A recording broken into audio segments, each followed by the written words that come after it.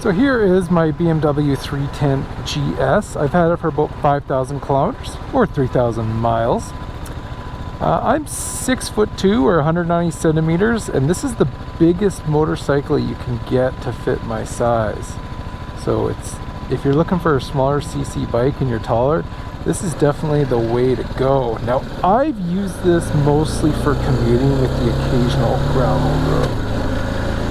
So as far as adventure riding, I really didn't do much of that. This was a commuter for me, and I'm a motorcycle instructor, so I also lead motorcycle students around and to help them learn. So this stop and go traffic and around slower roads is what I've used it for, and it's been fantastic for that. But I do have a complaint, and that's this dash that's on it. It is small. It's just this, two colors screen. I mean, it looks like it's from the early 2000s. BMW must have had a bunch of these left over, or they're just too cheap to have something, a little nicer, like the KTM Adventure 390 has.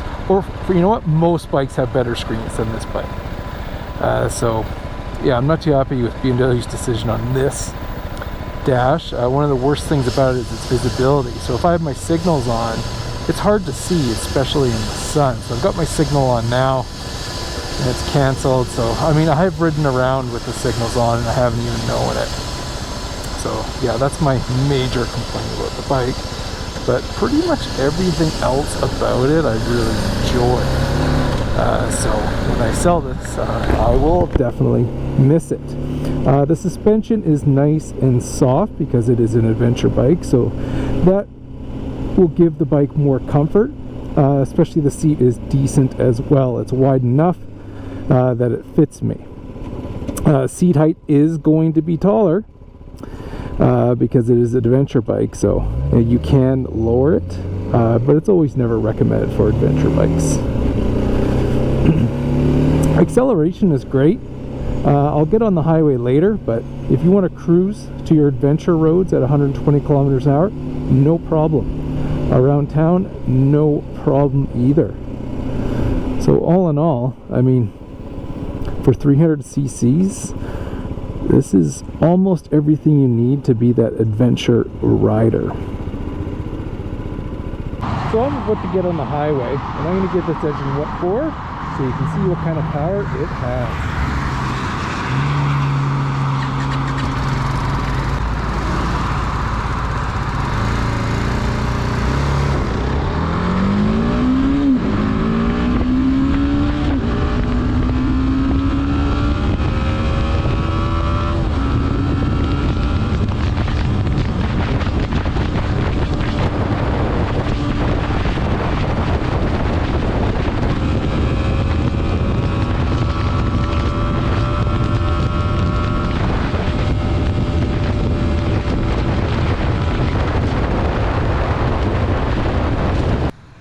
This is the 2021 model, and I chose this because I just like the red frame. I think it looks good. Color scheme is the best out of all the rest, but if color is your thing, this is the one you want. Now it comes with Metzler tires, so anytime a bike comes with Metzler tires, you can't complain there. You can see all the suspension travel you get, which means the increased seat height. I did put a cage on it from T-Rex Racing. I really like their products, so shout out to them. I did paint it red to match the frame, although I didn't quite match it.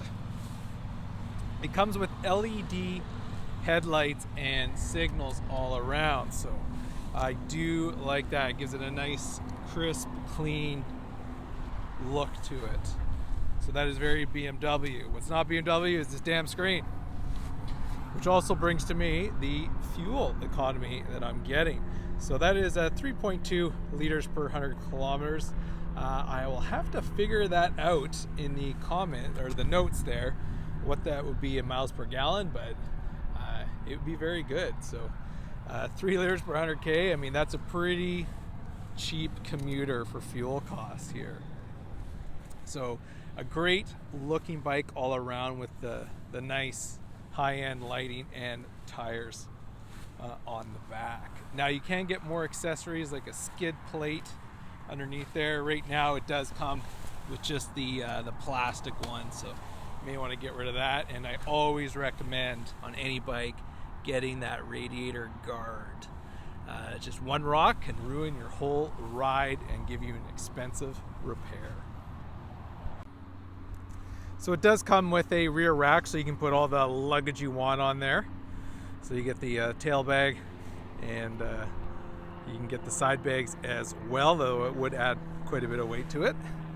Underneath the seat, you get your standard issue tool kit, and you got your battery there. It does come with the battery charging cable, which is nice. I have my heated jacket plugged in there right now, which is needed because it is 7 degrees out here right now. Why am I riding a motorcycle in February? But yeah, nice to have the easy to access battery, and the seat comes off nice and easy there with the key. So this BMW GS cost me about $6,900 at the dealer. Then you got freight, PDI, dock fees, taxes. Out the door it was 9,000 Canadian pesos. So pretty expensive for a 300cc bike, but you are getting an adventure bike, you are getting a BMW, so that's what it costs.